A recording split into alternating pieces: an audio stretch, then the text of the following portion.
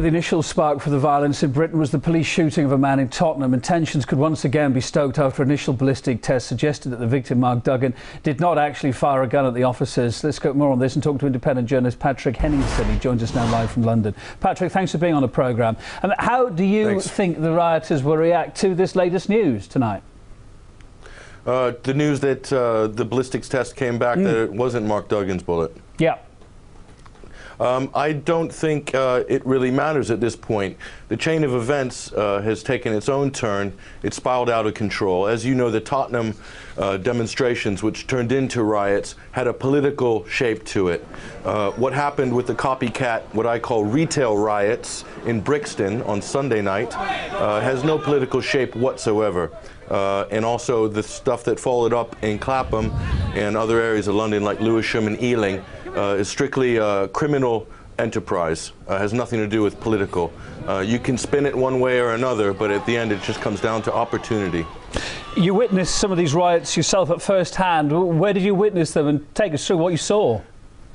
Well, to be honest, it's one of the most shocking things I've ever had the displeasure of seeing. I was in Brixton early Monday morning, about 1 a.m. I saw gangs of youths, some of which had fled from central Brixton into the surrounding areas like Stockwell, barricading the streets with rubbish bins or anything they could find in order to stop cars and try to pull drivers from the cars and take the cars. I saw in one instance this happened. One man came to help the driver, and he was beaten by a gang of 6 or 7 young black youths in Brixton. Very frightening. I was barricaded in a pub for part of the time because we couldn't go out, and the pub got sieged about an hour after that incident. So no police to be found. If you dialed 999, the police said, sorry, we can't help you, just stay where you are. That was the situation Sunday night. Yeah, that's the point. We were hearing reports last night in Clapham, a Debenham store there, for instance, was open to the looters for 2 hours or more. Do you think that the police could have done more?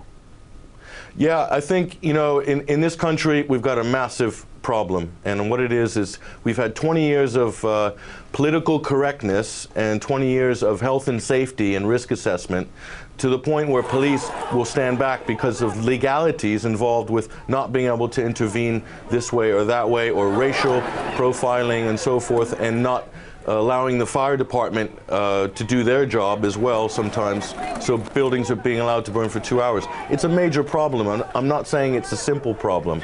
It's very complicated. And our leadership have got their hands full trying to figure this one out. And my advice to the leadership of this country, all your MPs and David Cameron and everybody else, stop playing politics, stop playing Labour and Conservative, the blame game, and you got to start looking at what's going on in the street. Do you think it could have been better organised at the Metropolitan Police when it's been described as a rudderless ship at the moment? Last month, of course, we'll recall, top officials resigned there over that phone hacking scandal. There's no one really in charge there. Yep, you can say that there's a lack of leadership at the Met, but to be quite fair to the police, they've been caught on their back heels. We're talking about a trend. Now, if the leadership of this country and the heads of the police departments, everything, have been paying attention to what's going on around the world, in the Middle East, in North Africa, also in Chicago, flash mobs is up to 6 months to 12 months ago have been hitting retail stores. Flash mobs of 100, 200 people. And the police in America have to stand back and just let them go and do what they want to do. But obviously, the leadership in Britain and the police force in Britain think, oh, we're different. We don't need to address the problems that are happening in the United States or in the Middle East. No, it's the same. You have mobile phones, Blackberries, Twitter. You have mobs that are able to outmaneuver the police at any turn, and the police cannot cope with this, and unfortunately the criminal element know this. Well, as we know tonight, Patrick, the police have got 16,000 officers on the streets in London to try and curb any more violence. One person has died in hospital today after what happened last night. Do you think that'll be the final death?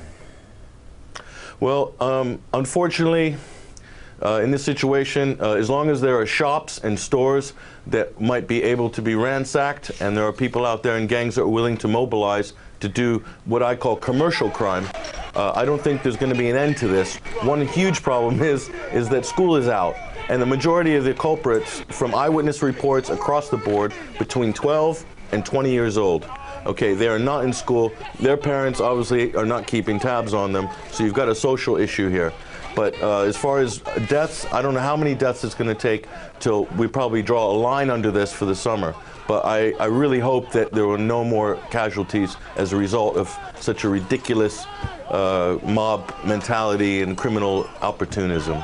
Patrick, really appreciate being on the programme. Independent journalist Patrick Henningsen there joining us from London. Thank you.